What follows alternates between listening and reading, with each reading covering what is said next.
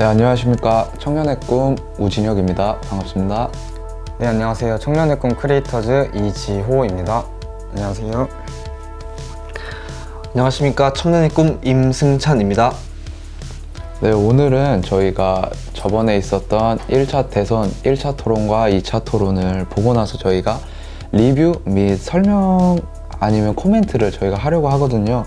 이번 대선 토론에는 부동산, 국가안보, 자산 문제, 예산 문제, 또 노동 문제 등 다양한 문제가 있었는데요. 이거에 대해 야당 후보가 말한 것과 저희에 대한 생각을 한번 말씀드리려고 합니다. 먼저 부동산 문제에 대해 이야기를 하려고 하는데요. 저번 정권에서 부동산 문제가 굉장히 극심화되었는데 이에 대해 윤석열 후보가 말한 것과 아니면은 다른 후보가 말한 것에 대해 한번 이야기해 보도록 하겠습니다. 승찬 씨가 먼저 좀 이야기 좀 해주실까요? 네, 일단 한번 보고 넘어가 볼게요.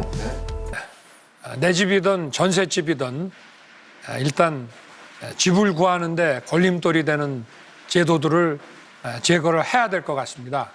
그래서 먼저 대출 규제를 완화해서 집을 사는데 좀 대출을 받을 수 있게 하고, 그리고 지금 7월이면은 또 임대 기한이 만료돼서 전세가 상승이 예상되기 때문에 임대차 3법을 개정을 먼저 하겠습니다.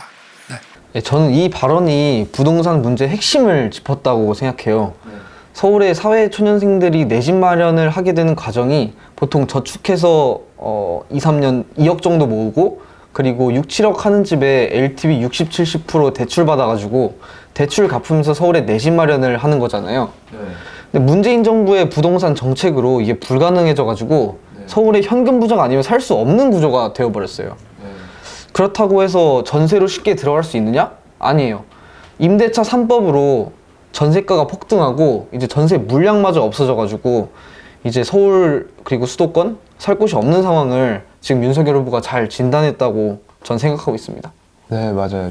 요새 대출이 너무 빡세가지고 막상 집을 사려고 해도 본인이 충분한 재산이 있어야 살 수 있는 현상이 일어나고 있잖아요.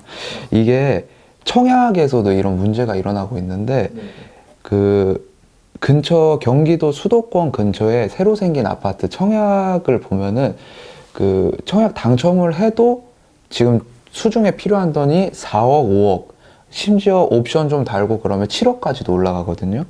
그렇게 되면은 서울은커녕 경기도 수도권에서도 청약이 당첨됐다 했더라도 그 집을 들어가지 못하게 되는 거예요. 그럼 이렇게 높은 부동산 가격을 잡기 위해서는 윤석열 후보가 말했던 대출 규제 완화, 임대 기한, 임대차 3법 개정 등, 네, 이거는 저도 그렇게 생각을 합니다.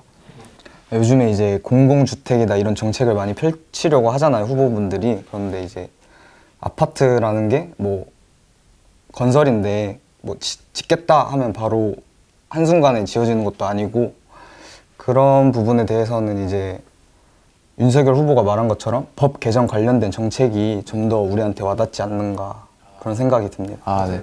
지금 당장 있는 거품을 좀 꺼트리는 게 우선이다. 아, 네, 알겠습니다. 네, 윤석열 후보께 묻겠습니다. 윤 후보는 다주택자 투기로 집값 오르는 거 아니다. 민간 개발 완화해서 공급 늘리면 집값 잡는다. 이렇게 이제 호언장담을 하셨어요. 근데 집값 폭등이 공급 부족이라고 이야기하는 거는 전형적인 건설업자 논리거든요. 그리고 사실관계도 다릅니다.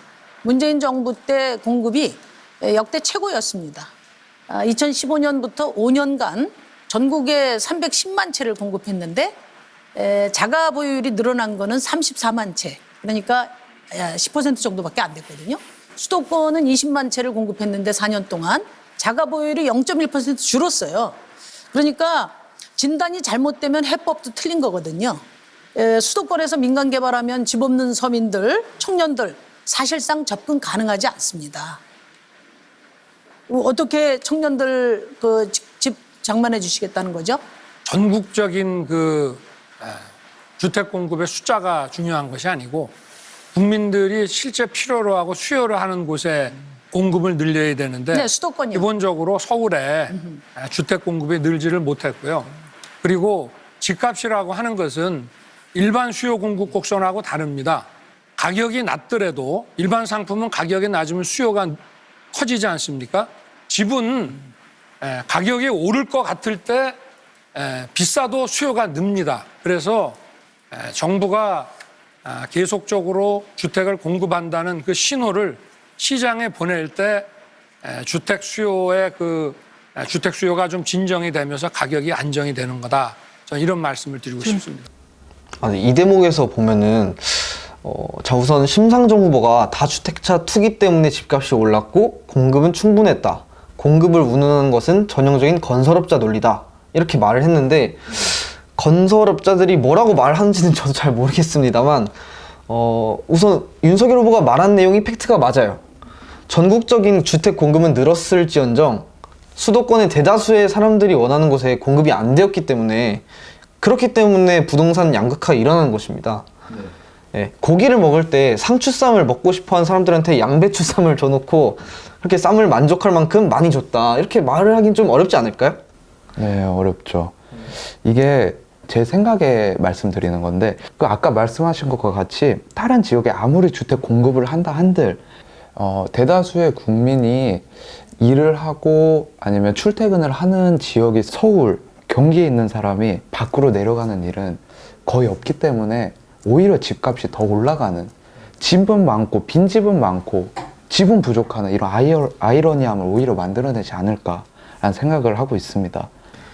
그리고 윤석열 후보가 그 아까 말씀하신 공급 신호 이야기 그게 지난 서울시장 보궐선거 때 오세훈 서울시장이 계속했던 말이거든요. 부동산은 시그널이다. 이런 언급을 자주 했었거든요. 만약 윤석열 후보가 대통령이 되면은 부동산 정책에 오세훈 서울시장과 시너지를 낼 수 있지 않을까 싶습니다. 네, 그렇게 생각을 합니다. 지금 이제 청년들이 4, 5평짜리 서울에 월세 살면서 6, 70만 원 냅니다. 그러니까 1년에 7, 800만 원 내는 거예요. 그런데 25억 사는 분이 50만 원 세금 내는 거를 폭탄이라고 이야기하니까 제가 다 부끄럽습니다. 우리가 이렇게 종부세 깎아주는데 혈안이 되는 게 아니라 진짜 청년들 그 6, 70만 원씩 이 월세 내는 거 어떻게 지원해 줄 건가? 이거 가지고 정치권이 머리 맞대야 되는 거 아닙니까? 어떻게 생각하세요? 네.